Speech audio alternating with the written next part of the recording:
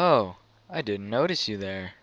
I'm sure many of you have heard of the popular, massively multiplayer online role-playing game, World of Warcraft, but learning the language of the game can be pretty complicated. Today I will teach you how to speak World of Warcraft. Materials you will need consist of a computer and World of Warcraft. Some optional materials include headphones and a microphone. Now that you are ready to begin, let's start with some basic newbie-related stuff. First, you gain experience to level up. To get experience, you can complete quests, run dungeons, or kill enemies. Enemies in World of Warcraft are called mobs, while friendly characters are called NPCs. NPCs will sometimes give out quests, which is a task that requires you to gather, kill, or some other activity and rewards you with items, currency, and experience. When you get enough experience, you will level up. When this happens, it is proper etiquette to announce "ding." Saying "ding" simply lets the people around you know that you have leveled up, so you can feel proud when people say congratulations. You can also pick up 2 professions, which will allow you to craft items that can help you in the game. To make things, you will need materials, or mats for short. To get mats, you will need a farm. Farming is staying within a particular area and gathering materials such as cloth, ore, or herbs. These areas are called zones. Zones are based on the level of quests and mobs in it. Along with professions comes trade. Typing /2 will allow you to speak in the trade chat channel, which is the best place to sell or buy items, aside from the auction house, which is a place where you can post items for auction or bid on items yourself. To communicate in trade chat, you should first start off with either WTS or WTB, meaning want to sell or want to buy, simply stating that you are either looking to sell or buy the certain item. You should then follow up with the item you are looking to buy or sell, preferably linked into chat by right-clicking and finishing it with the amount of gold followed by the letter G. If you are selling or buying multiple of that item, you should also specify whether you are selling or buying it per item, total, or per stack. A stack is a group of 20 of that item. Now we are moving on to reputation and guilds. Reputation with a faction allows you to buy gear, mounts, food, and other goodies depending on your standing with them. To gain reputation with these factions, you can do quests, equip a tabard and run a dungeon, or grind on mobs.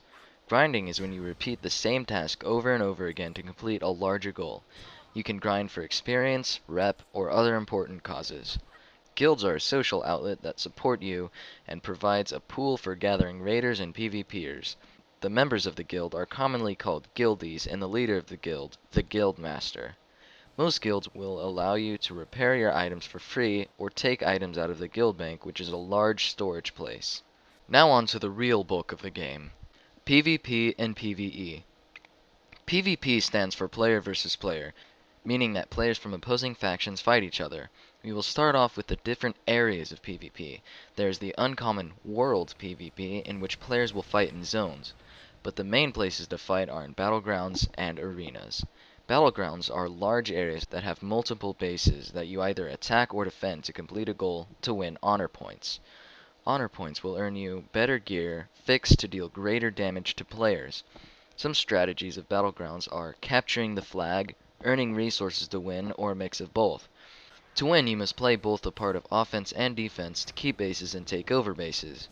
A good defense tactic is yelling INC. This lets people know that the base you're at is under attack.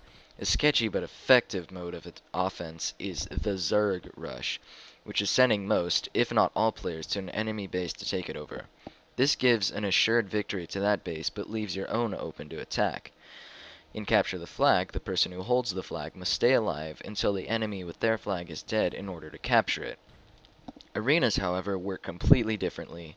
They reward conquest points, which are the greater version of honor points. In arenas, you will be in a group of 2, 3, or 5 and face off with a team that size and be forced to destroy the other team before they kill you. One of the most important aspects of arenas is the CC, which is short for crowd control. These are stuns that incapacitate the enemy for a short while, making them unable to heal or attack.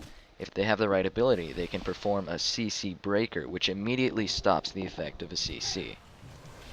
For those of you who do not possess the finesse required to kill another player, there is PvE, which heavily requires teamwork.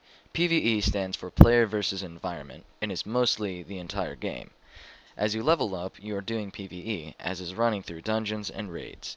A dungeon is a place that has bosses that drop loot, and has trash or lesser mobs in between the bosses. To complete a dungeon, you will need 5 people: a tank, a healer, and 3 DPS. A tank is a character that can take a lot of damage and keep mobs off their friends. A healer heals everyone and makes sure that no one dies, while DPS deals damage to the mobs. Your role is determined by your specialization. A specialization is a specified area of expertise that your character utilizes, always related to their class. A class is a type of fighter, like a druid, or death knight, or hunter.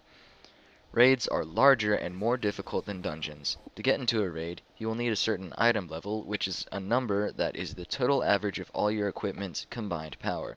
There are different difficulties of raids to choose from. 10-man raids are easier, but you can only bring 10 people, while 25-man raids are harder, but you can bring 25 people. If you want more of a challenge, you can set either difficulty to heroic, which makes the bosses and trash much harder to kill. There are many strategies for raid bosses, which we will go over next. We previously went over what a CC was, but it does not only apply to PvP. CCs can be used to keep trash from attacking that you don't want to. People in your raid will give you buffs, which are passive effects that make your stats better in some way. Critical hits are random and can do up to 3 times the normal amount of damage. Dispels are what healers use to take off a debuff, which is something that a boss will put on you that deals damage or lowers a stat. A boss will sometimes summon adds to fight for him, which are trash within a boss fight, which, if summoned in large quantities, are best countered with an area of effect spell, which deals the same amount of damage to all mobs within its radius. Most often, the healers will put a bubble on the tank, which keeps him from taking any damage for a short period of time. Near the end of the boss fight, someone in your group should put up a lust, which increases your attack speed in order to finish the boss quicker. This came from the idea of a tactic some old bosses used near their death called an enrage, which increases their attack damage and speed. Some tactics for taking down a boss include kiting, which is when the tank forces the boss to follow him around, stacking, which is when the whole raid group bunches up together, or spreading, when the whole raid group scatters apart. That was intense! Your training is not done yet, though. You must also learn some game developer terms in order to understand how the game functions. First of all, Blizzard is the company that made World of Warcraft. If you have an issue in-game, you can send them a ticket or complaint about your issue. A game master will either talk to you via in-game chat or send you instructions on how to solve your issue. Every couple of years, Blizzard releases an expansion pack for the game. These will include massive amounts of content, including a new continent, new raids, new features, and new races to choose from. Some of these expansion packs include Burning Crusade, Wrath of the Lich King, Cataclysm, Mist of Pandaria, and the upcoming expansion pack for release, Warlords of Draenor. In between each expansion pack, Blizzard releases patches, which can fix bugs, add a raid, or change the abilities of certain classes.